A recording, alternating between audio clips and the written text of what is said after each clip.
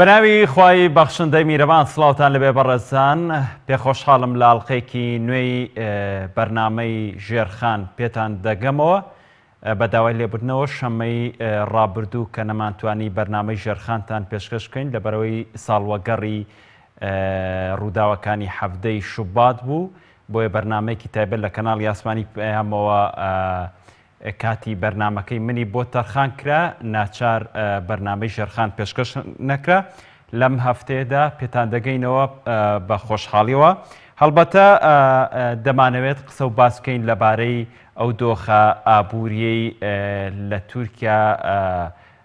سەری هەڵداوە هەرچەندە تورکیا بە قۆناغێکی پێشووترە قۆناغێکی قورسی ئابووری تێپەڕان بەشێک لە چاودێرانی ئابووری ئەوەیان ڕاگەیان کە تورکیا هەژمونی دراوەکەی ئەوەندە دابەزی کە گەیشتە ئاستێک تورکیا مەترسی تەنانەت کودەتای لێ دەکرا لەوەی کە دەسەڵاتی تورکیا لە ڕێگەی ئابووریەکەەوە لاواز بکرێت و بتوانرێت کودەتای بەسەرا بکرێت بەڵام دوجار توانیتی خۆی بگرێتەوە بەڵام لە ئێستادا بەرزبوونەوەی نرخی کاڵاو پێداویستەکان لە تورکیا بەرەو هەڵکشان چۆتەوە دۆخێکی نوێی ئابووری و هەڵکشان لە ئابووریدا دروست بووە کە بەشێک لە شارەزانی ئابووری وای دەبینن کە قەیرانێکی تری ئابووری ڕووی لە هاوڵاتی تورکی دەکاتەوە بە حکمی بەرزبوونەوەی ئەم دۆخە دوجار لەگەڵ میوانەکەم بەڕێز دکتۆر ئەحمەد جەمال مامۆسای زانکۆ لە تورکیاوە لەگەڵما دەبێت بۆ قسە و باسکردن لەبارەی هۆکارەکانی پشتی بەرزبوونەوەی نرخی کاڵاو پێداویستیەکان لە تورکیا و تێپەڕاندنی ئەم دۆخە بە چ میکانیزمێک دەبێت و تورکیا ئایا ئەو دەوڵەتەیە کە لە دروستبوونی دۆخێکی قەیراناوی چۆن دەتوانێت ئەو دۆخە قورسە تێپەڕێنێت و دوجاریش قسە لەبارەی ئەو میکانیزمەوە دەکەین تورکیا تا چەند بەدیلی چارەسەری قەیرانەکەی پێدەبێت بەر لەوەی بچمە لای میوانەکەم راپۆرتێکمان لەو بارەوە ئامادە کردووە دوجار لەگەڵ میوانەکەم گفتوگۆی زیاتر دەکەین. دوای ئەوەی بەهۆی گرفتی قەشە برانسۆن پەیوەندی نێوان ئەمریکا و تورکیا قۆناغێکی نوێی بەخۆیەوە بینی و ساردی و ئاڵۆزی تێکەوت چونکە تورکیا ئەم قەشە بە ڕەگەز ئەمریکای تاوانبار دەکرد بە هاوکاری ئەو کودەتایی لە ساڵی 2016 لە تورکیادا ڕوویدا بۆیە تورکیا ناوبراوی تاوانبار کرد بە نانەوەی ئاژەوە لە وڵاتەکەیدا هەر بۆیە دەستگیر کرا و کۆمەڵێک تۆمەتی درایە پاڵ کە مەزەندە دەکرات بەوەی کە 35 ساڵ زیندانی بکرێت هەر بۆیە دەسەڵاتدارانی ئەمریکا خودی ترامپ خۆی هاتە ناو کێشەکەەوە ترامپ هەڕەشەی ئەوەی کرد سزای ئابووری قورس دەسەپێنێ بەسەر تورکیادا ئەگەر هات و تورکیا قەشە برانسۆن ئازاد نەکات لە کەمدا پەیوەندەکانی ئەم دوو وڵاتە ساردی تێکەوت و حکوومەتی ئەمریکاش سزای دارایی سەپان بەسەر کۆمەڵێک بەرپرس و کۆمپانیای تورکی و باجێکی زۆری خستە سەر ئەو کاڵانەی کە لە تورکیاوە هەناردەی ئەمریکا دەکرا بە ڕێژەی لە 100 و تا لە 300 بەمەش دراوی ناوخۆی تورکیا کە لیرەیە گورسێکی کوشندەی بەرکەوت لە ماوەی 8 مانگی ڕابردوودا لە 130 بەهاکەی لەدەستدا بەمەش نرخی کاڵا و خزمەتگوزاریەکان بە ڕێژێکی بەرچاو بەرز بووە و دواتر کاردانەوەی زۆر بوو لەسەر نرخی کارەبا و سوتەمەنی و هەموو ئەو کاڵە و پێداویستیانەی کە لە دەرەوەی تورکیا هاوردە دەکرێت سەرنجام هەموو کەرتە خزمەتگوزاریەکانی تورکیا تووشی جۆرێک لە چەقبەستووی هاتن و وەک کەرتی کوشتوکاڵ و پیشەسازی و کەرتی خانوبەرە و هەتا دوای ئەوەی پێویستە بوو ترێ هەرچەندە تورکیا وڵاتێکی کوشتوکاڵی ناسراوە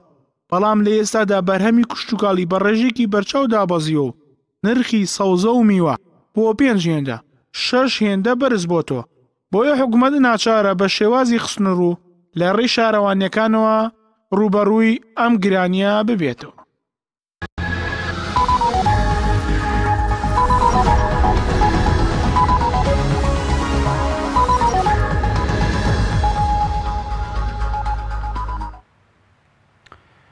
دووبارە سڵاوتان لەبێ بەڕێزان دکتۆر ئەحمەد سوپاس بۆ دەرفەتەی بە ئێمەدا ئەمەوێت بپرسم ئەم دۆخە نوێی کە لە ئێستادا لە تورکیا سەری هەڵداوە تا چەند درێژکراوەی سزا ئابووریەکانی ئەمریکا بۆ تورکیا یاخود دەتوانین بڵێن ئەمە دۆخێکی تەواو جیاوازترە لە ڕووی ئابووریەوە چۆن شرۆڤەی دەکەی بۆمان؟ سپاس بۆ ئێوەش، سڵاوی خوا لە جەنابتان و لە تەواوی بینەرانی کەناڵی ئاسمانی پەیام. بەڵێ ئەو گرفت و وەزایی کە لە تورکیا وەکو هەڵتون و دابەزینی کراو یا بە شێوازێکی گشتی گرفتی بازرگانی بە شێوازێک لە هەموو ناوچەکان دەبیندرێت. تورکیاش پەیوەستە بەو ناوچانەوە و لە وڵاتانی ناوخۆ و دەوروبەر کاریگەری خۆی هەیە. ئەوەشی کە بینرا لەو ماوەیە وەکو لەو ڕاپۆرتکردوانەی ئێوەش ئاماژەی پێکرا بەڕاستی شێوازێک هەستی ئینقیلاب یا کودەتای لێ دەبیندرا بەوەی کە هەڕەشەی ڕاستەوخۆی ئەمریکا و ترامپ و کۆمەڵێک وڵاتی دیکەش کە لەژێر کاریگەری ئەوانەوە ویستیان دەبرێتشی کوشندە بە تورکیا بگەێنن، بەڵام تورکیا سیاسەتەکانی وەک ڕوبەڕووی زۆرێک لە ئەو هەڕەشە مەترسیدارانە بۆتەوە توانی بە شێوازێک خۆی بگرێت لە بەرامبەر ئەم هەڕەشە اقتصادی و وەکو بڵێ کوشندانە بۆ زۆر باشە. ئەم دۆخی کە لە ئێسادا لە تورکیا سەری هەڵداوە، دۆخێکی نۆرماڵە لە هەر وڵاتێکدا کاڵا و شمەکی ئەو وڵاتە بەرزبوونەوە بەخۆ ببینێت، وەکو دەوترێت دەچێت بۆ 4 بۆ 5 چێندە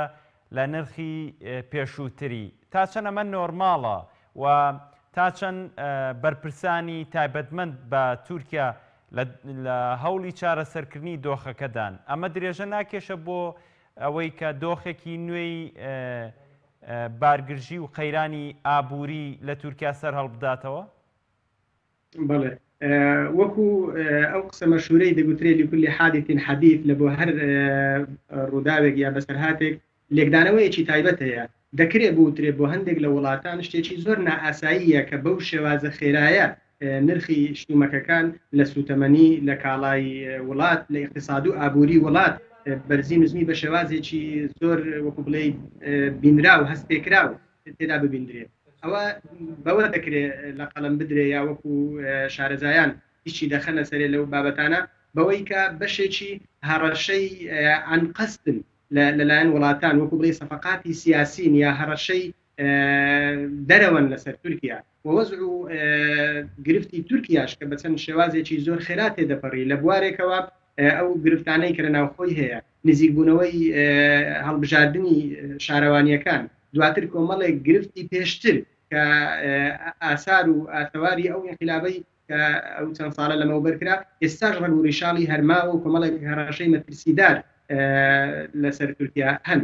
بە دوای ئەوانیشدا وەزعی شەڕ و گرفتی دەوروبەری تورکیا ئەوە یەکێکە لە هۆکارەکان بەڕاستی کە کاریگەری زۆری لەسەر اقتصادی وڵاتە هەبوو. ئەوە لەم لاوە لە سووریا شەڕ و ئاژاوەی زۆر هەیە و تورکیاش لە بەشێکی ئەو شەڕە بەشدارە. هەر وڵاتێکی شەڕی تێدا بێ ئەکید اقتصادی وەکو بڵێ هەڕەشە چەند هەنگاوێکی بەرزی و نزمی بەخۆ دەبینێ. لەولایە وەزعی ئابووری اقتصادی عێراقیش بە ناوخۆی هەرێمی کوردستانەوە و بە دەوڵەتی عێراق بەگشتی کاریگەریەکی زۆر زۆری هەبوو. دیسان لەولاوە هاوسنوورێکی دیکەی استراتیجی لەگەڵ تورکیا ئێرانە. ئێرانیش لە وەزعێکی اقتصادی زۆر قورسدایە، ئەوەشیان کاریگەری زۆری هەبوو. دواتر بینە ناوخۆی تورکیا، ناوخۆی تورکیاش ئەو گرفتانەی کە لی بیندرا حکوومەت ناچار بوو کە هەندێک لە زەریبە و لەو داهاتانەی کە لە ڕێی هاوڵاتیانەوە دەستی دەگات نرخەکان بەرز کاتەوە. بەڵام دیسانیش ئەوە دەوترێت جیاوازی تورکیا لەگەر وڵاتانی تر ئەوە دەبیندرێ لی کە متمانەیەکی تەواو دەبیندرێت لە نێوان حکوومەت و میلەت بە شێوازێکی گشتی. یعنی لێدوانەکانی بەرپرسانی حکوومەت لە سەرۆکی وڵات ڕابگرە و تاکو بەرپرسانی پەیوەست بەو پرۆژە اقتصادیانە و تەخمینی خۆیان و دواتر حتا سەرۆکی شارەوانیەکان لەگەڵ هەر پرۆژەیەک لەسەر خەتن لەگەڵ خەڵک و پلان و پرۆژەیان هەیە. یعنی کۆتا دەستکەوتی ئەو چەند مانگەی ڕابردوو و ئەو هەفتەی کۆتاییش بڵێن کە هەستیان کرد هەڕەشەیەکی بڵێ اقتصادی ڕوو لە وڵاتە دەکا، هەستان لەسەر ئاستی حکوومەت و لەسەر ئاستی دەوڵەمەندەکانیان با بڵێن خاوەن پارەکانیان هەستان چەند سەفقاتێکی خێرایان کردەوە لەولاوە بە جووترین کات پەیوەندیان لەگەڵ وڵات وەکو دەوڵەت لەگەڵ سین و کۆریا و کۆمەڵێک وڵاتی کە وەکو بڵێ کاری خێرایان لە پرۆژە اقتصاد هەیە هاتنە سەرخەت و کۆمەڵێک پرۆژەی نوێیان داهێنکاری تێدا کرد لەم لاوە لەگەڵ وڵاتە عەرەبیەکان و بەتایبەت لەگەڵ قەتەر کۆمەڵێک سەفقاتی نوێیان کردەوە و کۆمەڵێک وەبەرهێنانی نوێیان بڕیاردا دواتر ئەوەش هۆکارێکی دیکەشی هەبوو لە بەرزبوونەوەی نرخی دۆلار و دابەزینی نرخی لیرە سەفقاتێکی کڕینی چەک و سیلاح بوو بۆیە دەڵێم وەزع سیاسەکان کاریگەری زۆری لە پشت ئەو هەڕەشانە هەیە کە هەموو لە ڕێی ڕاگەیاندنەکانەوە ئاگدارن تورکیا سەفقاتێکی تیجاری هەبوو بۆکردنی چەند سەفقاتێکی زۆر لە کەلوپەل و سیلاح ئیدی ئەمریکا لەگەڵی پەشیمان بوویەوە ویستیان لەوەشەوە زەربەیەکی گەورەی اقتصادی لە پرۆژەکانی تورکیا بدەن بەڵام لێرەشەوە ئەو یەکسەر وەکو بڵێ دەستەمۆ نەوەستان هەستان لە هەمان کاتدا لەگەڵ سەروبەندی هەڵوەشانەوەی پرۆژەکە پرۆژەیەکی دیکەی گەورەی کڕینی چەک و سیلاحیان لەگەڵ رووسیا گرت بەبەستی من ئەوەیە حکوومەت و میلەت لەگەڵ یەکتر ئەگەر لە دوای پرۆژەی بەدیل بوون ئەو هەڕەشەی اقتصادیانە وەکو بڵێ زەبری کوژندەیان نابێت دیسانیش بەڵێ وەکو جەنابەت ئاماژەت پێکرد نرخەکان بەشێکیان تاک و ڕێژەی 5 هێندەی خۆی بەرز بوونەوە بەڵام دیسان ڕاستەوخۆ هەستان شێوازێک سنووریاندانا بەوەی کە کۆنتترۆلێکی تەواو و چاودێریەکی تەواویان لەسەر نرخ و کۆنتترۆلی بازار هەبێت دواتر شارەوانەکان هەستان تەنانەت خۆراک سەوزە میوە کەلوپەلی بازرگانی پێویستی ڕۆژانەی هاوڵاتیانیان لە ڕێی شارەوانی و بەلەدیەکانەوە دابش کردو لە شوێنی مەدانە گشتیەکان لە هەر گەڕەچێک نرخی فرۆشتنی پێداویستی ڕۆژانەی خەڵک لەوێ بە هێندەی خۆی و دوو قات دابەزین لەسەر اقتصادی بازار پێشکەشی خەڵکیان کرد بۆیە ئەوانە و پرۆژە گەورەکانی حکوومەت ئەوەی کە پێویستی خەڵکە ئەوەشیان نەوەستێنراون هەموو پرۆژەکان لەگەڵ بوونی قەیرانێکیش وەکو حکوومەت دەکەوێتە هەندێک مەزەقەی بڵێن عادی بەڵام توانیتیان پرۆژەکان بە ئاستێکی باش بە شوێنی خۆیاندا بەڕێوە خودی هەڵبژارنەکانی شارەوانی لە تورکیا تا چەند ئەمە هۆکارەکەیەتی بەتاکید بوونی ناجێگیری بواری سیاسی لە وڵات هۆکارێکی زۆر دەبێت بۆ جیاوازی لە نرخ و وەزعی سیاسی بۆ باری ئاسایی هاوڵاتیان بۆ بەڕێوەچوونی پرۆژەکان کە لای هەمووانیش ڕوونە کە ئێستا بەدەم هەڵبژاردننی شارەوانیەکان هەنگاو دەنێن و کاتەکانیشی نزیک بۆتەوە و بوونی ئەو ڕکابەرە بەهێزانە لەگەڵ یەکتر دەوری و ڕۆڵی زۆری هەیە دواتریش هەڕەشەی تداخلاتی نێودەوڵەتی ئەوەشیان دیسان بەڵام ئەوەی کە دەبیندرێ لێرە دەتوانین بە شێوازێکی گشتی ئەوە بڵێن نەتەوەی تورکیا میلەتی تورکیا بە شێوازێکی گشتی و بەو جیاوازێت پێکاتەشی کە هەیەە لە نێو خۆیان مراعاتی ئەو وەزع دەکەن و هەمویان دان بەوە دەنێن بە هەموو بیردۆزە جیاوازەکانەوە وا هەست دەکەن کە تورکیا کۆمەڵێک وڵاتی دەوروبەر بۆی لە بۆ سەدانە بۆیە زیاتر مراعاتی ئەو وەزع دەکەن و خوێندنەوەیەکی تەواویان هەبە بەوەی کە لە مێژووی پێشی تورکیاش و ئێستاش هەندێک شت هەبووە ویستویانە ئاقاری تورکیا بەلایەکەدا بەر وەکو بڵێن بیکەنە ژێردەستە و وابەستەی وڵاتانی زۆر باشە زۆر باشە ئەمێت لە سەروبەندی دروستبوونی قەیرانەکەی کە ئەمریکا سزای سەبان بەسەر تورکیادا بەرپرسانی ئەو وڵاتە ئاماژەیان بەوەدا کە تورکیا وڵاتێک نییە دەستەمەوە بکرێت تورکیا وڵاتێک نییە بە هەڕەشە و گوڕشەی وڵاتێکی تر ئابوووریەکەی هەرس پێبێنێت ئەمەوێت لێرەوە ئەو پرسیارە دروست بێ تورکیا لە دوای ئەو قەیرانەوە دەوترێت هەنگاوی تازەتر ئەنێت هەرچەند لەسەر زاری بەرپرسانەوە تورکیا ئابوووریەکەی زۆرتر پشت بە چییە بەستێەوە ئەوەندە پشت ئەستورانە دەڵێن ئێمە وڵاتێک نین ئابوووریەکەمانەوە نەلاواز بێت کە وڵاتێ بتوانێت زەفەری پێبەرێت و تووشی قەیرانی بکات مامۆستا سالار پێکهاتەی استراتیجی شوێنی تورکیا طبعا لە سەر خەریتەی جیهان شوێنێکی زۆر استراتیجی و گشتی هەیە کە معبەرە بۆ بەیەکەوە بەستنی زۆربەی ئۆقیانوس و وڵاتانی دنیا و جەمسەری دەریایە گەورەکانی تێدا هەیە و لە ڕووی پێکاتەی جوگرافیشەوە بە هەمان شێوە کاریگەری و ڕۆڵی گرنگی خۆی هەیە بەڵام زیاتر ئەوەی کە گرنگە لە سەرتاوی مە ئاماژەی پێ بکەین ئەو ئیتفاقە زووەی پێشتر کە بەسەر تورکیادا سەپێنراوە لە دوای ڕوخانی دەوڵەتی عوسمانی بەوەی کە هەندێک تورکیان خستۆتە ژێرباری هەندێک بند کە نەتوانێت سوود لە معادینی ژێرزەوی خۆی وەرگێت کە نەتوانێت زەریبە و بات لەسەر ئەو معبەرە بەحریانە دەریایانە وەرگێت بۆیش هەموو کات تورکیا لە ڕێی بەرپرسەکانی و لە ڕێی سەرۆک جمهوری وڵاتیشەوە بە میلەت و بە خەڵکەکەی دەڵێت و بە دۆستانی ناوخۆ دەرەوەی دەڵێت ئارام بگرن سەبر بگرن تاکو ساڵی 2023 دێت و ئەوە تێدەپەڕێنین دوای ئەوە 100 ساڵ بەسەر پلان و مؤامەرەکاندا دێت کە لەسەر دەوڵەتی عوسمانی کردیان و دەیانەوێت لە ژێرباری ئەو قەیرانانە وەکو ئەو هەڕەشە و بیانوانەی کە بۆیان دروست دەکرێت و گرفتانەی دەهێنرێتە پێشیان بە زمانی حاڵ بە یەکتر دەڵێن و بە دنیاش دەڵێن تا ئەو کاتە با ئێمە سەبر بگرین و ئەو جێچەڵانی کە پێشمان دەکرێت بتوانین بەهێز بین لەگەڵیان دیارە من لەسەر ئەوە قسە ناکەم بەڵام ئەو بەندانە کە لەسەر تورکیا سەپێنراون بەڕاستی زەبری زۆر کشندن و دەستی تورکیان بەستووە بەوەی کە نەتوانن لەگەڵ وڵاتانی دەرەوە بە شێوازێک بکرێنەوە سەلاحێت و توانای هەموو شتێکیان نەبی بەدوای ئەوەدا هۆکارەکانی تورکیا لە ڕووی اقتصادەوە بەڵێ کۆمەڵێک سەفەقاتی بەهێزیان هەیە لە ڕووی تأسیریان لەسەر ئەمنیەتی ئەوروپا بە شێوازێکی گشتی و مەسلەی کۆچ و کۆچکردنی خەڵک بە پارسەنجێکی تەواوی وڵاتانی ئەوروپا و وڵاتانی دەوروبەریش لە ڕووی کردی گەشتیاریشەوە تورکیا پێکهاتەیەکی تایبەتی هەیە لەوەی کە تأسیرێکی زۆری لەسەر اقتصادی وڵاتی خۆی هەیە و دەوروبەریش بە هەمان شێوە لەوەشەوە دیسان وڵاتانی زلهێز و ئەمریکا هەڕەشەی ئەوەی کرد کە لە ناو تورکیا وەزعی ئەمنی بە شێوازێک بشلۆقێنن کە ئەو لەو بوارەی تیزاریەشەوە بتوانن زەرەری پێ بگەێنن محاولەی چەند اختیالاتێکیان کرد و هەندێک تەقینەوەیان محاولە کرد کە لە دەستگا ئەمنیەکانەوە وەکو بڵێ زۆر بەڕاشکاوانە بۆ خەڵکیان نیشاندا کە ئەوانە دەستی دەرەوەنە و هەڕەشەن ئەوەش تەسیری کرد کە لەو پرۆژێک اقتصادی ویستیان دەست لەو مەلەفەش بدەن و لەو مەلەفەش گرفت بۆ تورکیا دروستکەن دواتر وەکو باسم کرد هۆکاری بوونی شەڕ لە ناوچە و لە ئیقلیم و لە دەوروبەر ئەوانەش هۆکارێک بوون کە اقتصادی تورکیا بە شێوازێک بەرزی و نزمی بەسەرەوە ببیندرێت دواتر وەزعی ناوخۆی باشە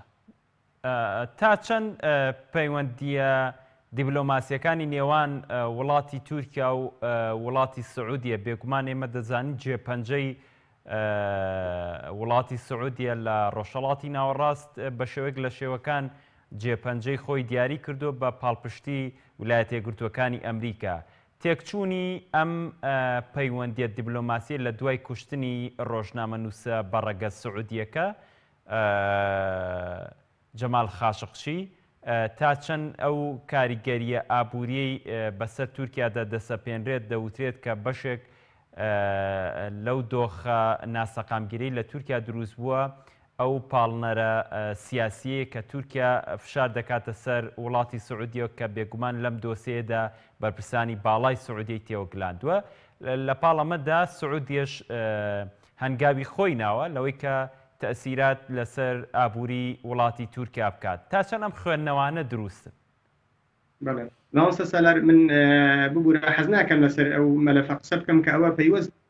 بەوە دەکاکە بەرپرسێکی باڵای ئەو وڵاتە گفتوگۆی لەسەر بکرێ و ئەو بتوانێت لەسەر ئەوە قسە بکا و لێدوان بدا بەڵام بە کورتی من دەتوانم ئەوە بڵێم ئەو وەزعش لەوەکو وترا لە قەبارەی خۆی زیاتر گەورەکرا و هەندێک بیانووی تر هەبوو لەسەر تورکیا لەوە ویستیان لە قەبارەی خۆی گەورەتری بکەن و تورکیاش لە ڕووی مەلەفی یاساییەوە مەلەفێکی براوە بوو تورکیا بەوەی کە لەبارەی مافی مرۆڤەوە لەبارەی مافی ئینسانەوە لەبارەی مافی پەناهەندەوە کۆمەڵێک قەزیەی یاسایی بە ئاقارێکی جواندا هەنگاو بوونا بۆیە لە ڕووی واقعی مەلەفی با بڵێن یاسایی سعودیە زۆرترین زەرەری بەرکەوت و تورکیا لەسەر حەق بوو تەئیدێکی نێودەوڵەتی گەورەی لە پشت بوو تورکیا لە ڕووی جەمسەریەوە وڵاتێکی وەکو سعودیە دەتوانێت تەئسیراتی ئابووری لەسەر تورکیا دابنێت وەکو جەمسەر نا چونکە لە مێژووی پێشووی تیجارەت و بازرگانی لە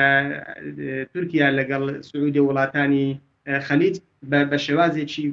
کاریگەر نەبیندراوە هۆکار هەبووە لە بوونی چەند سەفەقاتێکی پێشتر و لە هەندێک حالەتی وەکو بڵێ تا ڕێژەیەک بەرچاو بەڵام بە شێوازێکی گشتی نەخێر ئەو هەڕەشانەی سعودیە هیچ تەسیرێکی ئەوتۆیان نەبوو مەگەر بە پشتیوانی هەندێک دەوڵەتی دیکە کە ناڕاستەوخۆ ئەوان بکەنە واجهەیەک و بتوانن زەرەری دیکە لە پشتیەوە بە تورکیا بگەێنن. لە ڕووی پەیوەندی دیبلۆماسیەکان جارە ناچینە دەرەوە دوجارە چینەوە ناو دۆخی ناوخۆی تورکیا. لە ڕووی دیبلۆماتیەوە تورکیا یەکێک بوو لەو وڵاتانی کە پشتگیری ئەمریکای نەکرد لە سزاکانی سەر کۆماری ئیسلامی ئێران. تا چەند ئەمانەش باجێکن لەو باجانێک کە تورکیا ئێستا دۆخە قەیراناویە ئابووری کە بۆی دروست بووە ئەوەی کە پاڵپشتی کۆماری ئیسلامی ئێرانی کرد و پشتی لە ئەمریکا کرد لەو بڕیارەی ئەمریکا بۆ سزادانی کۆماری ئیسلامی ئێران. بەڵێ یەکێک لەو باجانەی کە تورکیا دەیدا و میلەتی تورکیا بۆ خۆشیان بە شێوازێکی گشتی لەیان دەبیسترێت و لەیان دەبیندرێ بەوەی کە مولکەت نەبوون یان نەچونە ژێرباری کۆمەڵێک هەڕەشەی ڕاستەوخۆ و ناڕاستەوخۆی وڵاتانی زلهێز لەسەروی هەمووشیانەوە ئەمریکا. ئەوەش بەشێکیان بە بوونی هەندێک زەحیە دەدەن بەڵام لەو سەریشەوە بە دانپێداهێنان و شاهێدی بۆ هەموو تورکیا و وڵاتانی دەرەوەش بەرامبەر بە تورکیا بەوەی کە تورکیا وەکو بڵێ لە شێوازێکی پشتبەستن بە میلەت و نەتەوەی خۆیەوە توانیوێتی لە سەرپێی خۆی بوەستێ و پشتیوانیەکی بەهێزیش بهێڵێتەوە بۆ خۆی وەکو سیادەی وڵاتی تورکیا. ئەوەش بەڕاستی پشتیوانیەکی گەورەیە کە میلەتێک هەواو پشتیوانی سەرۆکێک کات و سیاسەتەکانی بە شێوازێکی ڕاست بۆ و ڕاشکاوانە لەگەڵ وڵاتانی دەوروبەر. ئەوان هەمیشە ئەوە دووپات دەکەنەوە دەڵێن ئێمە نامانەوێت ببینە ژێر هەڕەشەی هیچ وڵاتێک کە ڕاستەوخۆ کاریگەریەکی ئەوتۆ لەسەر ئێمە نەبی. حتا ئەوان دائیمەن باسی ئەو مەلەفانە زۆر باز دەکەن لە کاتی هەڵبژارنەکان و یا لە بوونی هەندێک ئینقلابەی ساڵانی پێشوش بڵێن بۆ وڵاتێک بێت سیادەی وڵاتێکی دیکە بشکێنی بە شێوازێک و بە سیناریۆیەکی دەرەچیش وەسفێکی دیکەی بۆ بکات. ئەو جۆرە سیاسەتە لێکدانەوەیەکی وەکو بڵێن حکیمانە یا ڕازگۆیانە کە خەڵک بۆ تورکیا هەیەی و لێزوانەکانیشان لە شوێنی خۆیەتی کە تورکیا توانیوێتی لەسەر هێزی سیاسی ئیداری خۆی تا ئاستێک بوەستێ ناوچەی ئیقلیمی دەوروبەر ئێران ئەملا ئەولاد کاریگەری هەیە ڕاستەوخۆ ناڕاستەوخۆ بەڵام ئەوانیش لە کاتی پێویست بوونەتەوە پشتیوانێک کە بتوانن لە هەندێک مەئەزاقی قورس دەستبار بن بۆ تورکیا. وڵاتی تورکیا لە دوای بارگرژیەکەی لەگەڵ رووسیا وردە وردە پەیوەندیەکان بە سەردانەکەی ئەردۆگان بۆ رووسیا بارگرژیەکان گەیشتە ئاستێک ئەوەندە خاو بووە کە تورکیا و رووسیا چەندین ڕێکەوتنامەیان واژۆ کرد. تا چەند لە دۆخ دروستبوونی چ سزاکەی ئەمریکا بۆ سەر تورکیا و لە دۆخی دروستبوون و بارگرژی ئابوووریەکانی تورکیا رووسیا دەتوانێت هاوکار بێت لە تێپەڕاندنی دۆخی ئابووریدا. ئایا رووسیا لە واقعدا دەتوانێت ببێتە هاوپەیمانێکی سەرەکی بۆ وڵاتی تورکیا؟ ماوەسە سەلەر تورکیا لە ڕووی پێناسەیەکی خۆی بۆ ئەحداث و ڕووداوەکان بەوەی کە ساڵانە بودجەیەکی خەیالی دیاری دەکات و بۆ توێژینەوە و پرۆژەکانی پلانی داهاتوویان یەکێک لەو پارەی کە بە خەیالی سەرف کراوە و بۆ ڕوبەڕووی ئەو مەزەقەی اقتصادیە بووە کە ئێستاش بەرپرسان وەکو بڵێ دەڵێن تەخمینمان دەکرد و دەمانزانی کە لە دوای ئەو ئینقلابەی کە لەسەر ئەو وڵاتەکرا چەند خاڵێکی دیکەی بە دوای یەکدا هەنگاوی نێودەوڵەتی هەبوون بەوەی کە مەترسی گەورە بەسەر ئەو وڵاتە بهێنن. بەڵام من وەکو لە پێشوو شەر ئاماژەم پێکرد ئەوان دەڵێن ئێمە دەزانین ئەوانە بیانوو لە دوای بیانوون بۆ ئێمە دروست دەکرێت. بەڵام بوونی ئەو گرفتانش بە دوای یەکدا و گرفتەکانیش کە عەدەتەکان زۆر خێرانە ئەوان توانیویان بە شێوازێک بە دوای بەدیلدا بگەڕێن. بوونی ئەو بەدیلانەش وەکو باسم کرد ڕاستەوخۆ گواستنەوەی ئەو سەفاقەتە تیجاریانە کە کڕینی هەندێک چەک و سیلاح بوو لە ئەمریکا هەڵ وەشایەوە وەکو بیانوویەک پێیانگرا ڕاستەوخۆ لەگەڵ رووسیا جێبەجێ کرد. بوونی هەندێک گرفت و قەیران ڕاستەوخۆ هەستا کۆمەڵێک پرۆژەی دیکەی اقتصادی لەگەڵ چین واژوو کرد.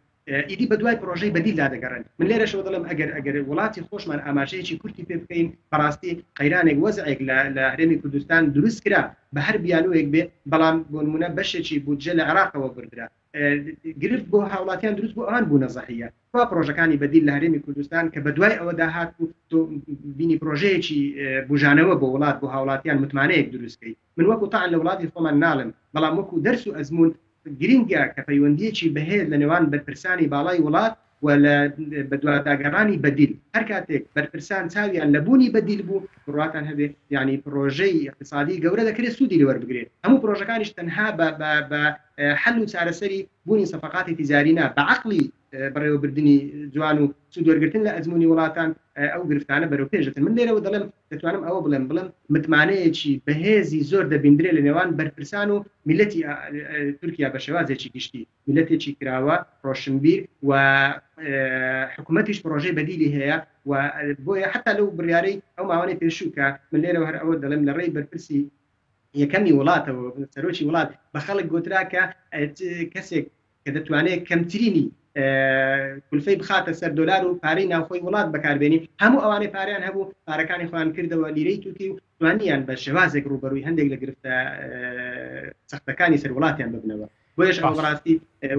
وتمان دەکرێت سوودی وەربگرێت بۆ وڵاتی خۆشمان لە دوای ئەو ئەزمەی ڕووی لە ئەوروپا کرد وەکو کۆتا پرسیارم لە ڕووی ئابووری تورکیا لە ڕووی نێودەوڵەتیەوە و کاری بەهێزبوونی ئابووری تورکیا لە ڕووی دیبلۆماسیەوە وەکو کۆتا پرسیارم لەو مەجالەدا ئەمەوێ بپرسم لە ماوەی شەڕ لە ڕۆژهەڵاتی ناوەڕاست و جەنگێکی مەترسیدار لە سووریا وای کرد کۆچێکی زۆر ڕوو لە ئەوروپا بکات تاکە دەواازەیە کە ئەم کۆچەیە گواستەوە بۆ ئەوروپا تورکیا بوو ئەوە بوو ئەوروپا هەنگاوی جددینە لەگەڵ تورکیا بێگومان ئەمانە لە میدیاکان ئاشکرا نەکراون ئەم ئیتیفاقیانە و گرتنەوەی دەرگای داخستنی دەرگای کۆچ بۆ ئەوروپا لەلایەن تورکیاوە بێگومان بێبەرامبەر نەبووە وەک دەوترێت ئەگەر تورکیا پرتەقاڵێک ببەخشێت بێگومان لەو سەرەوە داوای پەرداخێک شەربەتی پرتەقاڵ دەکات تا چەند لەگەڵ ئەوروپا تورکیا توانیوێتی لە ڕووی ئابووریەوە لە بەرامبەر داخستنی دەرگای کۆچ بۆ ئەوروپا چی سوودێک بە ئابووریەکەی خۆی لە ئەوروپا بکات بەڵێ طبعاً خوێندنەوەی جیاواز هەن بۆ ئەو باسە بۆ پرسە ئەوەی کە دەگوترێت لە پشتی هەندێک خوێندنەوەی سیاسی یا کە لە میدیاکانەوە وەسف و پێناسی دەکرێت شتی دیکەی جیاواز هەیە کاوان ڕاستەوخۆ هەموو شتێک بۆ خەڵک ناڵێن یعنی بە شێوازێکی گشتی ئێستا هەمووان هەست پێ دەکەن کە ئەو قەیران و گرفتە ئابووریانەی کە هەن ئەوروپاشی گرتوتەوە بە شێوازێکی زۆر کە قەرزی زۆریان لەسەر کۆبتەوە و مەلەفی ئەمنیش مەلەفێکی زۆر بەهێزە لە پشتی پرۆژە سیاسیەکان و لە پشتی پرۆژە داراییەکانیشەوە بۆیە ئەوان ناتوانن دەستبەردار بن لە مەسلحەت و بەرژەوەندەی تابەتەکانیان لەگەڵ تورکیا بەشێکی بەرپرسانی وڵاتانی ئەوروپی بە ڕاشکاو لە بەردەم ئیعلام گوتیان کە ئێمە پشتیوانی ئەمریکا بۆ ئێمە گرینگە بەڵام ئەمریکا ڕاستەوخۆ ناتوانێت ئەوەی ئێمە لە دەستکەوتە اقتصادی و هاوسنوورەکانمان لەگەڵ تورکیا بەهرەمەندین بۆیە بە هیچ هەڕەشەیەکی ناوخۆ و دەرەوە دەست لە پەیوەندی و پرۆژە اقتصادیەکان و ئابوووریەکانمان هەڵناگرین لەگەڵ تورکیا ئەوەش باڵانسی تورکیا جارێکی کە بەرز کردەوە بۆی کە پێگەیەکی نێودەوڵەتی لەسەر خۆی بهێڵیتەوە و ئەوانش حسابێکی دیکە بۆ تورکیا بکەن ئەوە دانپێداهێنانێکی ڕاشکاوانە بوو لە بەرپرسانی وڵاتانی ئەوروپی لە کۆنگری ئیتحادی ئەوروپاش ئاماژەیان پێکرد و تورکیاش لەو موقع سیاسی و جوگرافیای خۆی پشتی بەهێزە هەر ئەوە نییە وەکو بڵێ تەنها زمانی هەڕەشە بەبێ بوونی ئەتەکێتی دیبلۆماسی و اقتصادی خوێندنەوەی بۆ نەکات بە تاکید ئەوە خوێندنەوەی خۆی هەبوو و پرسی کۆچیش دیسان پرسێکی گرینگە ئەوروپا لی دەترسێت لەولا هەڕەشەی تیرۆر کە ناویان لێناوە لەولا هەڕەشەی ئەمنی بەوەی کە وڵاتانی دیکە کە دەواازەیان بەسەر تورکیاوە بۆ ئەوروپایە زۆر هەڕەشەی دیکەی گەورە ئیدی ئەوان توانیتیان ئەمانەتی زمانی خۆیان لە تورکیا ببینن تا پەیوەندی ئەوان لەگەڵ تورکیا بەهێز بێ هەردوو جەمسەر بتوانن بەهێزی خۆیان باشتر تەنانەت خودی ئەمریکاش لە ناوخۆی کۆمەڵێک هەڕەشەی زۆر لەسەر سیاسەتی ئێستایان هەیە خەڵکێکی زۆر ناوخۆی ئەمریکا و بوونی جالیەی تورکیش لە وڵاتانی دەرەوە ئەوەش پشتیوانێکی بەهێز بوو بۆ وڵاتی تورکیا ئەوانە خوێندنەوەی جیاوازن بە شێوازێکی گشتیش کەرتی خوێندن بە شێوازێکی گشتی و دووەلی جامعاتی ئەوروپی و عەرەبیش تەئیدی تورکیا دەکەن لەسەر ئەو وەزعی کە تورکیا بیانووی بۆ دروست دەکرێت نەک بۆ خۆی وڵاتێکی بێهێزبی لە ڕووی سیاستکردن. ئەوەش دیسان پشتیوانیەکی دیکەی گەورە بوو بەوەی کە وڵاتێک بتوانێت سیاست بکات و دیپلۆماسیەت بکات نەک ڕۆژ بە ڕۆژ هەڵە بکات و لەسەر هەڵەکانی خۆشی دان پێدا نەهێنرێت. کورتەی قسان لەوە دەبیندرێت کە تورکیا ئەوە حقیقەتێکە کە شێوازێکی ئەوەی دەبیندرێت بەرەو بوونی دیکتاتۆریەت دەگەڕێتەوە گومانێکە، بەڵام وەڵامی بەرپرسانی تورکیاش دەڵێن پێویستی وڵاتی تورکیا ئەوەی دەوێت ئەگەر ئەو هەڕەشانەی لەسەر هەر وڵاتێک و ئەو شەڕانەی لە دراوسەی وڵاتانی هەر ناوچەیەکی دیکە هەبوانە وەزع و بواری اقتصادی زۆر خراپتر هەرسی دەهێنا ئێمە توانیتمان لە وڵاتی تورکیا لەسەر زاری بەرپرسانی ئەوان لەسەر پێی خۆمان بوەستێنین و ڕوبەڕووی ئەو هەڕەشان ناوخۆی و دەرەچیانە ببینەوە. زۆر باشە. دکتۆر دێنەوە ناوخۆی تورکیا لە باکووری کوردستان بە پێی زانیاریەکان لە ئامەد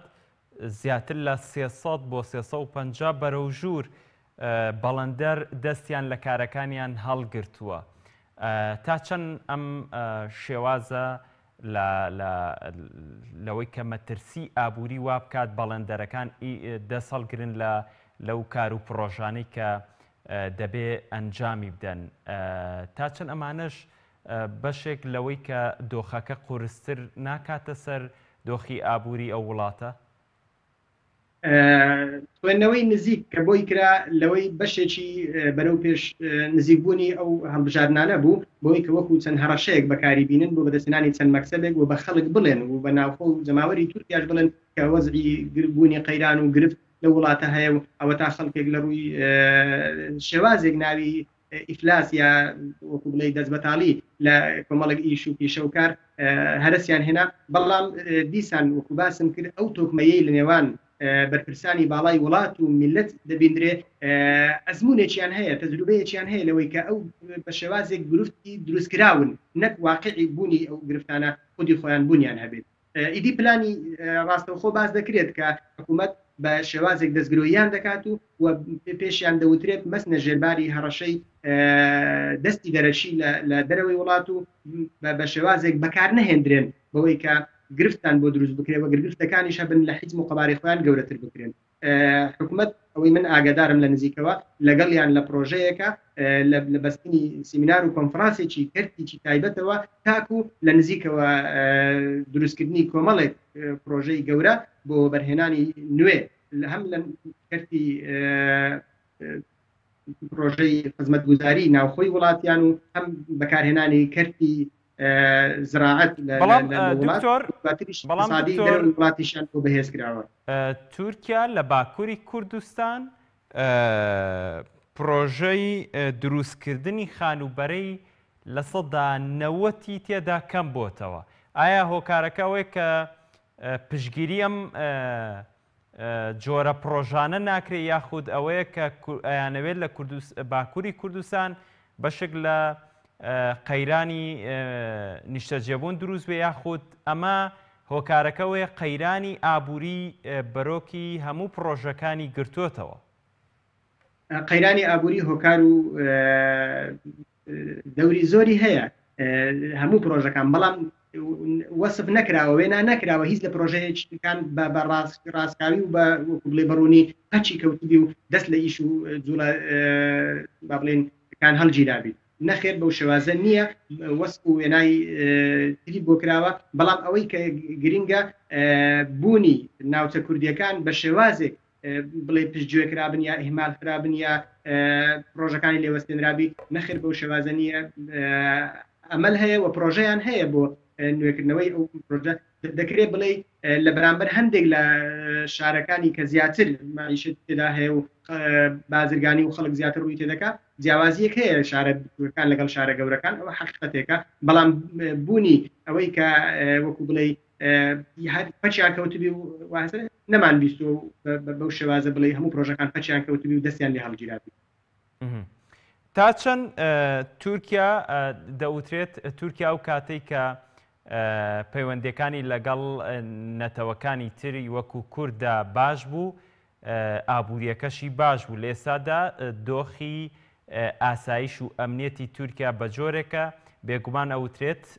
ئەمە یاسایەکی ئابووریە، ئەوترێت ئابووری لە شوێنێکا گەشاکات کە ئیستقرارێت و ئاسایش و ئەمنێتی ئەو شوێنە تەواو جێگیر بێت. لە ئێسادا دۆخی ئەمنی، دۆخی پەیوەندیەکانی کورد لەگەڵ تورکیا و دەوڵەتی تورکیا بە شێوەیەک لە شێوەکان ناجێگیرە، بەتایبەت لە باکووری کوردستان، تا چەند ئەماش کاریگەری سلبی لەسەر دۆخی ئابووری کورد تورکیا داناوە. بەتاکید کاریگەری بووە. من وەکو باسم کرد تورکیا ئێستا لە چەند ئەزمەیەکی جۆراوجۆردا هەیە. حەدەتەکان زۆر بەخێرا بە دوای یەکدادێن. شەڕی سووریا ڕاستەوخۆ تورکیا ڕۆڵی هەیە و هۆکاری سلبیشی بەسەر ئەم وڵاتە هەیە. دواتر شەڕ لەگەڵ پەکەکە بە شێوازێکی ڕاستەوخۆ و ناڕاستەوخۆ بوونی هەر هەیە. بۆیە ئەوەش تورکیا دەکەوێتە ژێرباری کۆمەڵێک قەیران و گرفتی دیکە. دواتر وەکو باسمان کرد ئەو حەدەفە خێرانەی کە بەرەو ئینتخاب و هەڵبژاردننی شارەوانیەکان بەڕێوە دەبێت. دواتر قەیرانی وڵاتانی دەوروبەر بە شێوازێکی گشتی و ناوخۆی تورکیاش کە هەڕەشەی جیاوازی لەسەر هەن چەند هەدەفێکی خێراکە هاتن هەمووی کاریگەری سلبی خۆی بەسەری هەبوون. دواتر وەزعی ئابووری عێراقیش کە نزیکەوە بەسەری و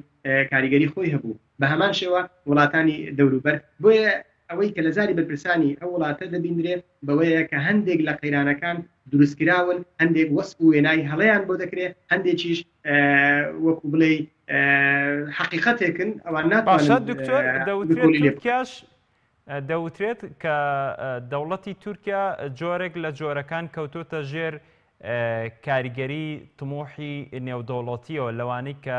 دەیەوێت بەشێک لە سووریا لە ژێر هەژمونی خۆیان بێت، بەشێک لە ئابوووریەکەی سووریا تورکیا خۆی مامەڵەی پێ بکات. بۆیە زۆرتر پاڵی داوەتە لای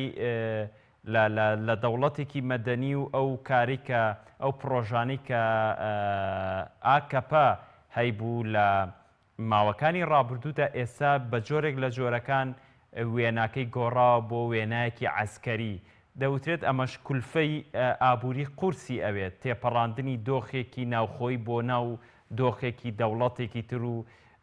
داگیرکردن یاخود جۆرێک لە جۆرەکان دەستخستنی ئەو نیەتەی خۆ دەتەوێت لەسەر خاکی وڵاتێکی تر، بێگومان کولفەی ئابووری زۆریەوێت. دەوترێت تورکیا خۆی بۆ ئەم بارگژی ئامادە نەکردو، بۆیە تووشی قەیرانی ئابووری دەبێت. تا چەند ئەم هەنگاوە بۆ ئەم هەنگاوی دەوڵەتی تورکیا بۆ دەرەوەی سنووری خۆی کاریگەری سلبی لەسەر ئابووریەکەی داناوە. بەتاکید مامۆستا سالار، ئەو پرسیارەش وەڵامەکەی هەر دەکرێت ئێمە بڵێن دەتوانین لە بەرپرسانی باڵای ئەو وڵاتە وەڵامی وەرگین و سەرنجام و نەتیجەی هەر جۆرە بڕیارێکی عسکەری یا سیاسی وڵات خۆی بەرپرسیارە و بەرپرسانی ئەو وڵاتە بەرپرسیارن. بەڵام من تەنها دەمەوێت ئاماژە بە لێدوانێکی ئەوان بکەم لە سەرزاری بەرپرسانی خۆیان کە وتیان نەبوونی سیاسەتێکی لێزانانەی کورد لەو ناوچەیە هۆکارێکی سەرەکی بووە لەوەی کە بتوانن وڵاتی نزیک و دوور دەست ببرنە چاو ببرنە نێوخاچی کوردستان بە هەر بەشێکی کە هەیەی. ئەوش حقیقەتێکە کەسمان ناتوانین خۆمانی لێ بە دوور بخەین. هەتا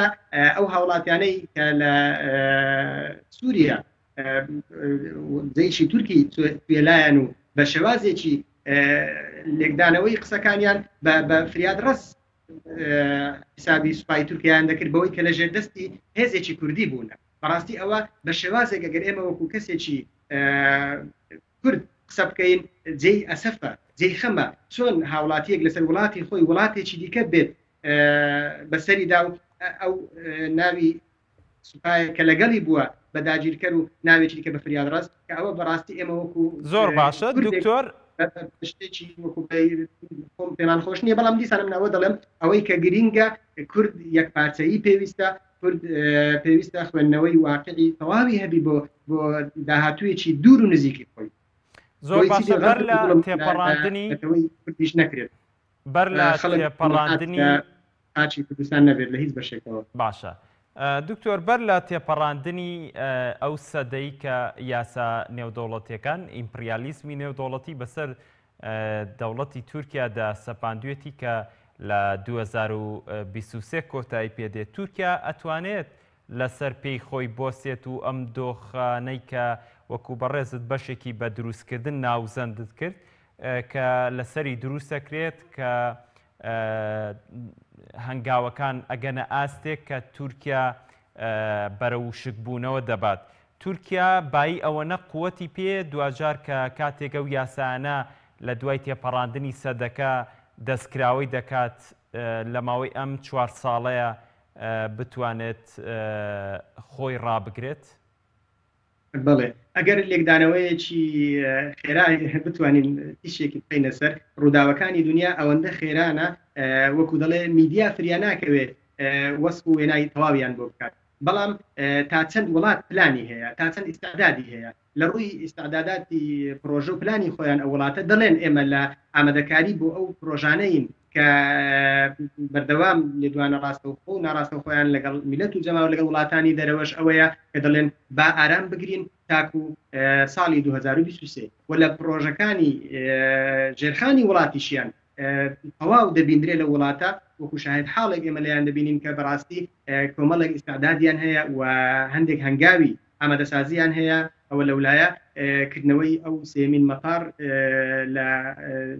ئەستەمبۆڵ و گەورەترین مەتار لە هەموو دنیا یەکێکە لە هۆکارەکانی ئیستعداد ئامادەباشی بۆ ئەو دەواازەیە و بە گەیاندنی ئەو دوو دەواازە دەریاییە بەیەکەوە ئەوانش هەر ئیستعداد و ئامادەباشین وەچەند پرۆژەیەکی دیکەیان هەنگاو ناوە